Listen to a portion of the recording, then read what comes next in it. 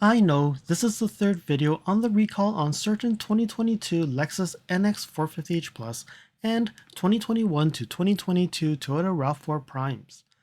It's not that I'm trying to make this vehicle look bad, but trying my best to provide more information as I continue to do more research on this recall. Keep in mind, I also own one of these 2022 NX 450h Pluses as well, which is also in the recall. I know some of you are worried about and concerned about the potential vehicle fire, and it's important to know as much as we can what can we do and what can we do to continue to use these vehicles as Lexus and Toyota work on sourcing parts for this recall. We want to ensure that we do not create a scenario where we will potentially be victims of this issue.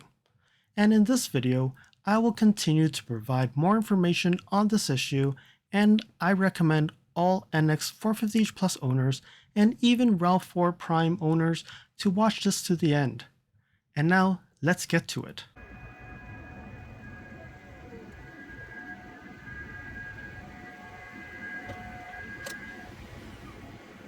Before we start on today's video, I would like to introduce our Instagram account at LSFTvideos. You can see some updates on my experience with the NX 450h Plus, which may not be shown on any future videos. You can also reach me via direct messaging on Instagram if you have any questions on your NX. And if you like this video, you can provide comments, like this video, and share this video with your friends, and subscribe to my channel, and press that bell icon to get notified when new videos are posted. And if you'd like to support me further and support this channel, you can also provide a super thanks, which is greatly appreciated. And now, let's get to the video.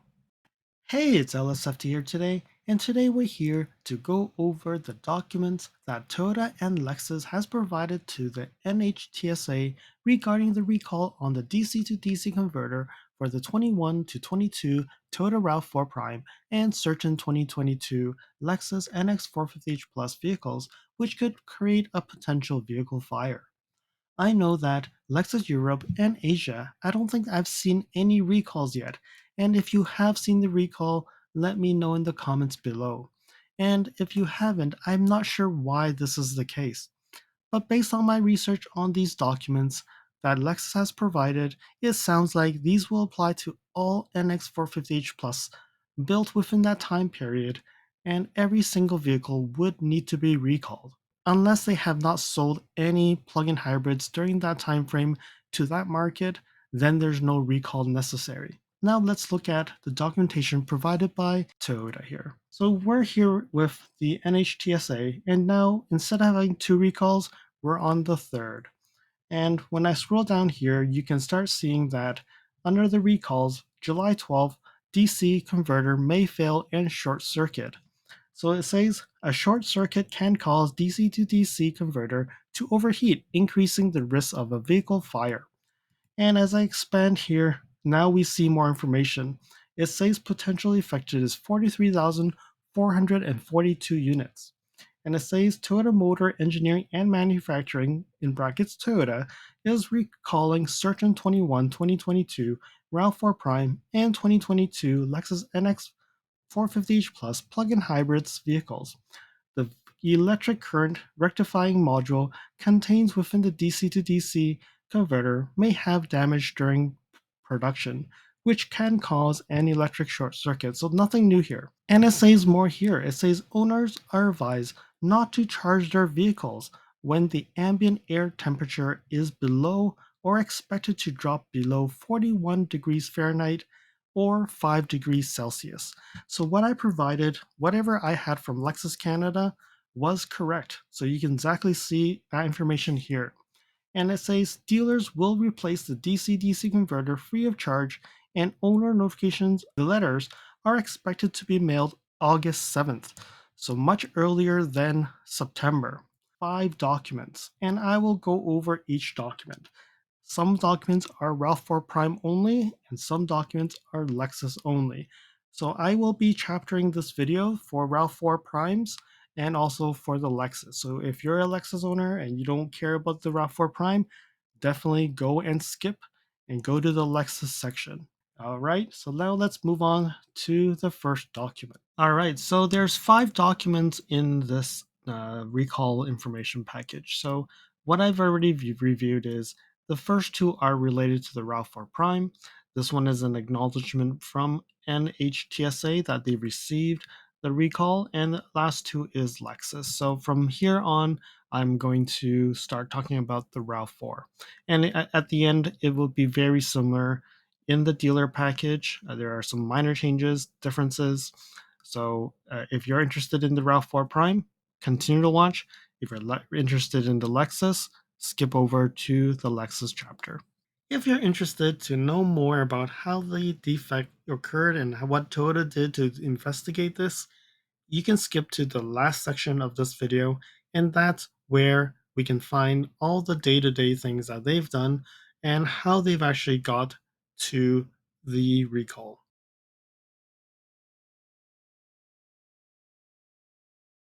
All right, so this is the RAV4 Prime document, and this is actually Toyota Motor North America. And this is actually sent to the general managers, service managers, and parts managers of the dealerships. And this is actually great information, a lot of transparency from Toyota Motor Corporation. And I think this is a mandatory thing that the NHTSA requires them to do. Okay, so here it says this is the safety recall 23TA07, and this is the interim one. And it does say here 2021-2022 model year RAV4 Prime, and production period is from late November 2019 to late May 2022, and approximately 41,500 in the US. And right now, there are 0 in the dealer's inventory. So this, I'm not going to talk again. We've talked so many times on the condition, and the remedy is the same. And just continue to go. And they're saying that they will notify Toyota owners by early September 2023. All right, so we continue to go down here. This is just telling them that new vehicles in dealership inventory right now there's none, so that this doesn't really matter. And if we look at it, if you actually have sold your RAV4 Prime back to the dealer and they're in the pre-owned vehicle, this is just information for them to deal with. And then certified used vehicles. And then Toyota Rent a Car. I don't think they have any renters for the RAV4 Prime. All right, so now here it says customer contacts. So they're saying that customers who receive the owner letter may contact your dealership with questions regarding the letter and safety recall. You're welcome to take them to the dealership and answer any questions or any Q&As. Okay, so that's what it's saying. And here it says head unit notification. So most likely we will get a notification on the Lexus interface, or this is the Toyota multimedia system. So head unit notification are electronic messages that are displayed in the vehicle's audio system screen. Customers who receive the head unit notification regarding the safety recall are requested to schedule an appointment with their authorized dealer to have the safety recall completed. So when the messages are received by the vehicle's DCM, the head unit will display a pop-up prompt stating that the vehicle has a new safety recall, and the prompt will contain options to snooze or view the message. If the customer chooses to snooze, the message will reappear every 20 minutes until the customer chooses to view. This is really annoying, right? But if you review it again, it will continue to be in the notification app. And if the customer chooses to review it again, they can view it, and it will remain there until it's completed. And then it says remain if vehicle completion status remains incomplete for 90 days, the message from the message viewed, the heading will display a re-notification pop-up as an additional reminder to customers to have safety recall completed. So this is like I'm forcing you, I'm forcing you, I'm forcing you to get it done. All right, so salvage title vehicles and then media contact. So not a lot of information here. So here is something important, and I said this is really for United States only. People in Canada and other markets, it's going to be different. Okay, so they're saying here loaner vehicle or alternative transportation reimbursement procedure.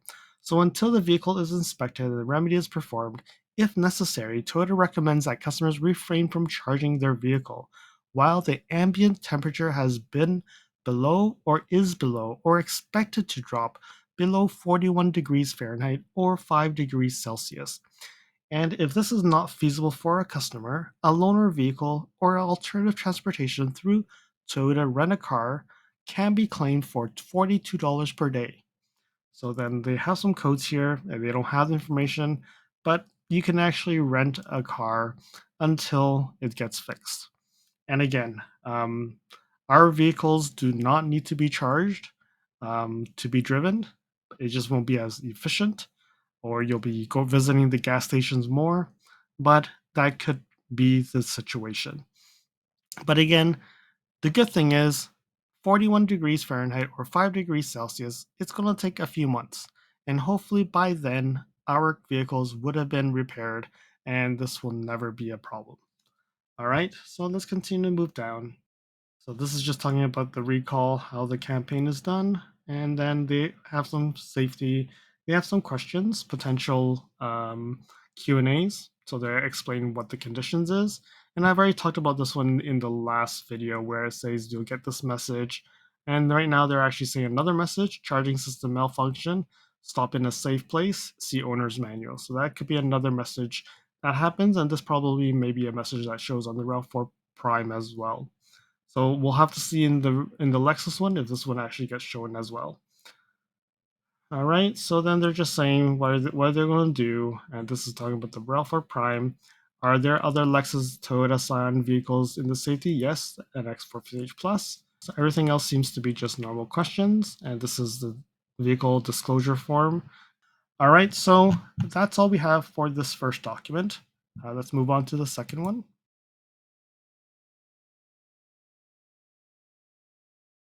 This says Part 573 Safety Recall Report. So this is saying the manufacturing name is Toyota Motor Engineering and Manufacturing, and they submit this to the NHTSA, and that's recall number, and they have a report. They said here population is 43,442 units, and the estimated percentage of defect is 1%. So if you look at this, out of 43,442, about 4,300-ish vehicles are impacted. All right, so they're saying that the first vehicle is the RAV4 Prime, which is the majority of the 43,000 here.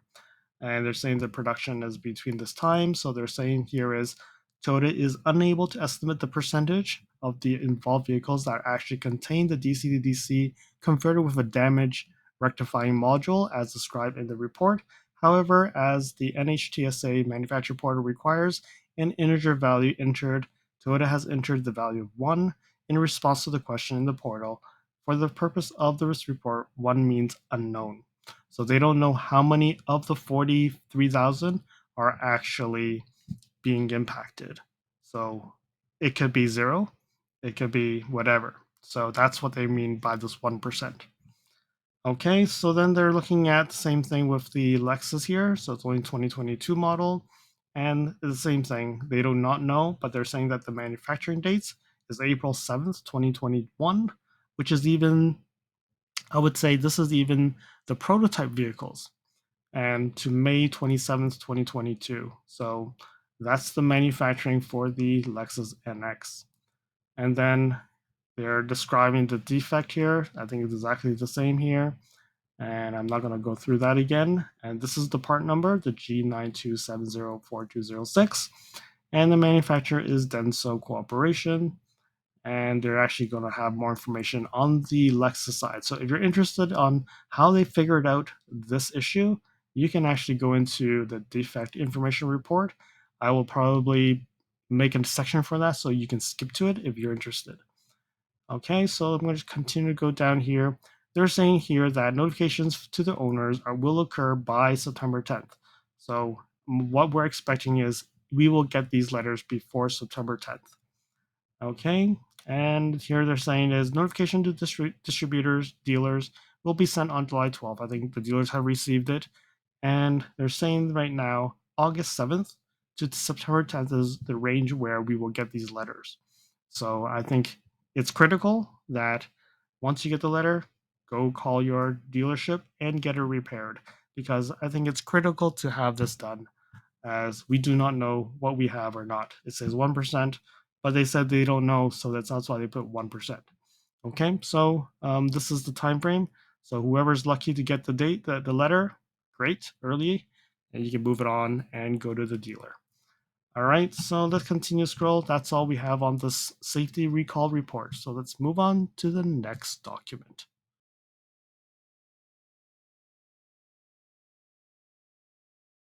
All right, so this document is actually coming from the National Highway Traffic Safety Administration back to Toyota.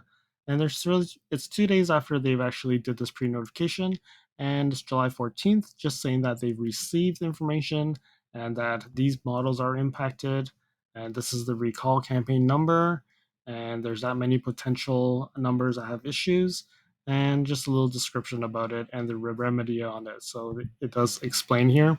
And it does say here, owners are advised not to charge their vehicles when the ambient air temperature is below or expected to drop below 41 degrees Fahrenheit, 5 degrees Celsius. Dealers will replace the DC-DC converter free of charge, and owner notification letters are expected to be mailed August 7th, 2023. So they're saying that they're expecting it to be mailed August 7th, not September. Okay, so look out to your mailbox around the week after. Hopefully, you will be getting some of these documents. And again, this is for the US. In Canada, I do not know. Australia, I think it's more in immediate need because it's winter, it's 5 degrees. So I think that the immediate attention is Australia at this time. All right, so that's all they have here. This is just a document, a letter that's confirming that they've received information and the recall is happening. All right, so let's move on to the next.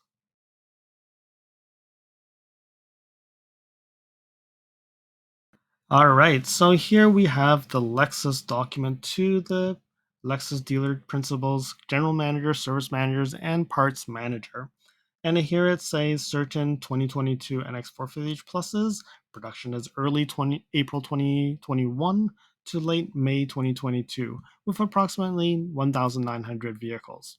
And there's no in the dealer's lots at this point. Okay, same thing here, condition, and they're saying about 1,900. Um, they're also saying that vehicles covered by the safety call were not distributed in Puerto Rico, so you don't have to worry there. And it says here, Lexus will notify by early September 2023. It's key, by early, so they give them some time to source and also get those letters ready. All right, same thing here. Dealer inventory procedures, pre-owned procedures, same thing as the Toyota one. Let me just keep on going here. So same thing with the head unit notification. It's just saying that you'll get the notification saying that there's a safety recall and you can view it and all that. Keep on going. Okay, here we have the loaner vehicle. So they're saying that they're telling you to not charge your vehicle once it gets down below 41 or 5 degrees Celsius. And if it's not feasible, you can get a loaner car or alternative transportation through Lexus Rent a Car. And you can claim up to $55 per day. So the RAV4 was $42, and this is US dollars. So Lexus, you can get $55 per day. And that's, I think, when it's time it gets to 5 degrees. So hopefully nobody needs this because it'll get all repaired by the time it's 5 degrees. If you're in Florida or the southern states, you probably don't even have to worry much about this because it probably will not happen. So I think priority really, if you look at it, Canada, then the northern United States, then down all the way to Florida, Texas, and Arizona, and all that, right? So hopefully that's what they're doing. They prioritize to the cold areas first, and definitely Australia. Understand it's winter there. You do need to get that done. So let's keep on moving down to see what else is here. I think this is exactly the same as the Toyota document. It's just replace it with the Lexus stuff. And here I do see it says one of the two messages. So in my previous video, I did say that the hyper system stopped. Stop in a safe place, shift to P, see owner's manual. So then there's actually another one here. It says charging system malfunction, stop in a safe place, see owner's manual. So there's two messages that potentially can tell you that the condition had occurred. Okay? Yep. And I think that's all there is in this document. So let's move on to the next document. which is the most interesting document, really.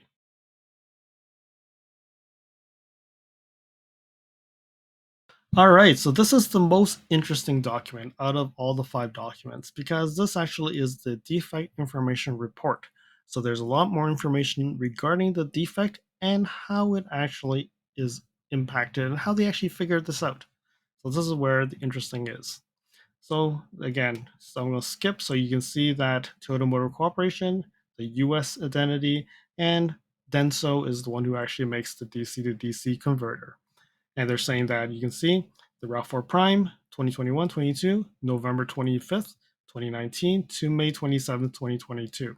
So you can see that production ended May 27th because it seems like they knew about it and they stopped production on that in May 27th in both lines, which is why they all ended there. And then after that production date, and I don't know if there was a gap, if we look at the sales numbers, maybe between May to June, there was reduced. Maybe it's because of that as well. So we will have to see. But overall, we can see it's a longer range for the RAV4 because it's been out in the market longer. But even April 7th, 2021 is actually close to when they were announcing the NX, and these were the pre-production vehicles.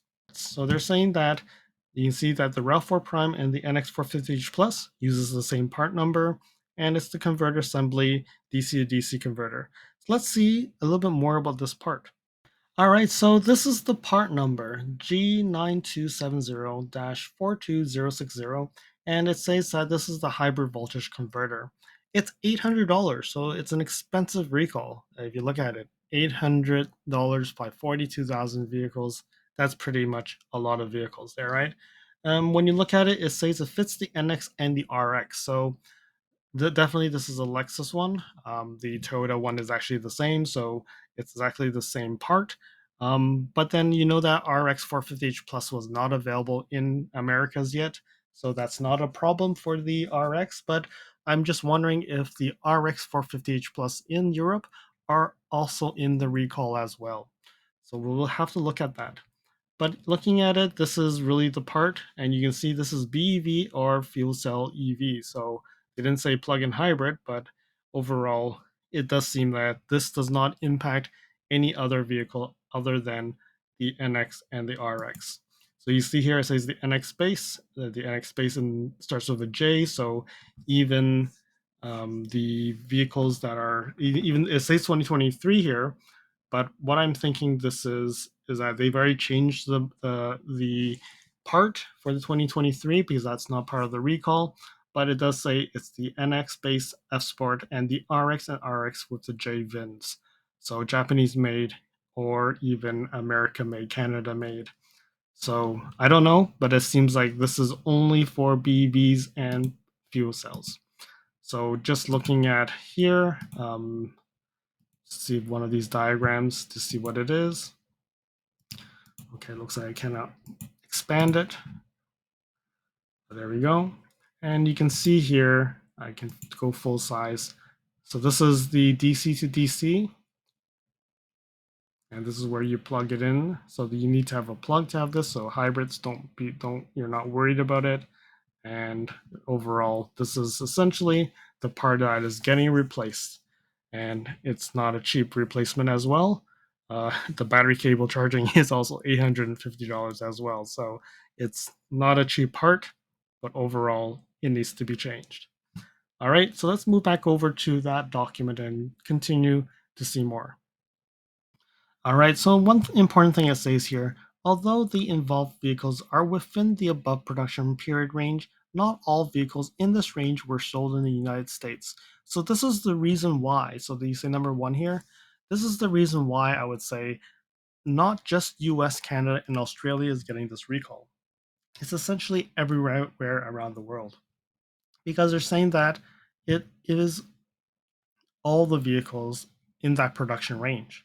So anybody in Europe, in Norway, France, UK, Israel, Hong Kong, Taiwan, anywhere you owning an NX 450H Plus that is built between this time frame, you will get a recall. It's just when this recall will come up. because I know in some places in the world, you'll never get 5 degrees. So it's never a problem for you. But for some folks, it's more urgent. We'll have to see. All right, so let's continue to move down. So you can see this is the US potential numbers. That's how they got the numbers. And they're saying that the percentage, it's the same as the report over there. It says 1 because it's unknown. And then the description of the issue. And then I think we've described this one so many times. I'm going to skip this piece. This is where I would say the most interesting part of this whole document. All right. So this is really all the events that's happened to actually get to this recall. So they're saying between June 2021 and January 2022. So they're saying in mid-June 2021, Toyota has received a field report from Europe. So Europe was probably the first market that actually got a report of something like this. And it's saying it indicated that the driver had observed warning messages in the display and smoke from the rear seat while driving on the highway. An initial inspection was conducted at the dealer and damage was found in a concentrated area to a plastic cooling duct on the DC to DC converter located near the rear seat. So you know in the rear seat there's actually a duct where the cooling of the heat of the DC-DC is. That's where they're saying. So the DC-DC converter with the cooling duct was then sent to the supplier for further investigation. As a result, the supplier found that the cooling duct on the DC-DC converter had melted, and an electric current rectifying module inside the DC-DC was consumed by thermal damage, so meaning it totally melted down. The supplier could not determine the root cause of the failure of the DC-DC converter because of the extent of the damage to the DC-DC converter, because it's actually melted down. So I think that's why they couldn't do more analysis here. So separately, an investigation including failure tree analysis (FDA) at the supplier identified that semiconductor chip failure could potentially be caused by different types of manufacturing damage. At that time, it was determined that static electrical charge in a manufacturing process had the highest potential to damage the electric current rectifying module and needed further investigation. So then they're saying that the supplier began duplication testing with the DC to DC converter that contained a chip with damage from an overcharged voltage and overcurrent, which simulated the chip damage by the static electric charge. As a result, the supplier found that if the chip failed, a short circuit occurred and the current from the 12-volt battery continued to flow into the module, and the module generated excessive heat, resulting in the cooling duct melting. However, Toyota confirmed that the temperature around the cooling duct could not reach to an ignition point of the material of the cooling duct, so meaning it will not burn or catch on fire. So Toyota also confirmed that the vehicle system continued to operate as long as the 12-volt battery had remaining charge, and that a DTC for internal short circuit of the DC to DC converter is set, and then the customer receives a warning message in the information display. So they're just saying that they did not find that it will burn or anything. And if there was a message, they would go to the dealer and they can get these things replaced. So they didn't see that there was an immediate need for it to be a safety recall. All right, so if you look at it, it's up to January 2022. So that's even before when I picked up my vehicle. So they've actually found something in mid 2021, and it took them 6 months to go through testing and trying to figure out what on earth has happened. All right, so now February to December 2022. So then they're saying that in mid-February, which is the colder months in Canada, Toyota received a field report from Canada, which indicated that black smoke and burnt plastic smells were noticed the day after plugging a vehicle into a home charger. As a result of the inspection of the vehicle, it was confirmed that the right rear seat cushion has sustained fire damage. There was melting of the cooling duct and the cooling blower adjacent to the DC to DC converter. Because of the new field report, Toyota conducted further investigation to reevaluate the worst case scenario of a DC to DC converter failure. So, meaning the first thing they saw, okay, there wasn't any burning, it was just that it failed, it got some heat, it melted some of it, but then there was messages telling you that there was a problem. Okay, so it was not really a safety issue. You're not having a potential burn of your vehicle. So then in this report in Canada, they actually start seeing that, oh, it got to a certain point where it actually got some fire damage in the cushion and that it actually melted the cooling duct more. So it seemed worse. So that's why they actually conducted further evaluation on the worst case scenario here. So they're saying that Toyota rechecked its prior analysis and reconfirmed that the highest temperature that could be reached if the DC to DC converter failed was below the ignition point of the cooling duct materials, and it will actually not lead to a fire. So they did say that the highest temperature of the DC to DC converter will not burn or lead to a fire on the cooling duct. But then Toyota decided to continue the investigation regarding the relationship between the failure of the DC to DC converter and the fire damage on the rear seat cushion, right? Because again, there was damage on the cushion. Toyota decided to continue the investigation regarding the relationship between the failure of the DC to DC converter and the fire damage related to the rear seat, because they've been actually doing some duplication testing. They've been actually testing it, and they cannot reproduce the fire damage. So they didn't know why it would happen. So then they're saying that in late May, the design of the rectifier module was changed so that potential damage that occurs in the manufacturing process would not cause the module to fail into a short circuit.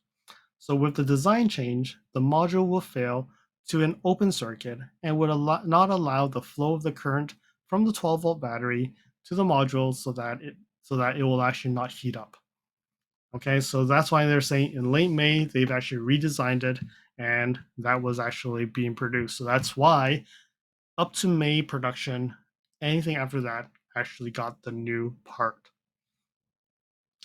Okay, so then we're saying that in mid-June, the rear seat cushion, the DC to DC converter, and the cooling blower from the Canada vehicle was sent. They actually sent it to Toyota for further investigation. So Toyota and the supplier investigated these parts and found that the fire did not originate from the rear seat cushion.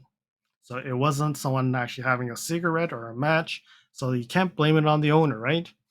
And then they're saying that the module within the DC-DC was consumed and the cooling blower had no signs of internal heat generation. So as a result, Toyota could not determine the cause of the fire damage on the rear seat in the field report from Canada, which actually makes you a little bit concerned, right? So then the supplier conducted multiple duplication tests with various conditions and did not include a charging condition.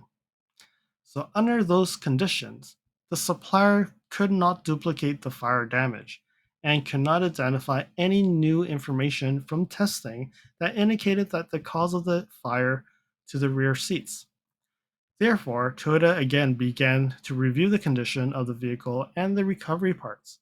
So meaning this has gone back and forth from Denso to Toyota, Denso to Toyota. And then January to July 2023, so the next 6 months here.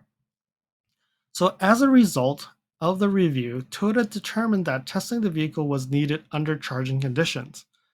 So Toyota also identified that the breather plug of the recovery to DC-DC converter was clogged. Because of these findings, Toyota requested the supplier to begin the build of a testing bench to simulate the conditions of charging with a clogged breather plug. So the supplier found that if the vehicle is charging and that the hybrid battery temperature is low enough to require a heater to be activated, the current from the sub DC to DC converter within the charger also flowed into the module, resulting in increasing the maximum temperature of the DC to DC converter. In addition, the supplier observed that if the vehicle was charging and that the breather plug was clogged, the temperature in the DC to DC converter became high enough to melt the aluminum case housing of the DC to DC converter. And then the melting of created small holes within the aluminum case, causing an excessive high temperature gas inside the DC to DC converter to escape from the holes and allowed the cooling duct to actually ignite. So with that, July 6th, they said, based on the results of the above, Toyota decided that they have to recall this because now they figured out that it was during charging and that if the hybrid battery was temperature was low enough that they actually had it to warm up the battery, that is when this is causing the problem. So even if you reduce the voltage and all that, I don't think that will change it because this is actually heating up the battery. So it's already done some work and then also doing the charging of the 12 volt while it's charging. And that's why it's causing this to overheat.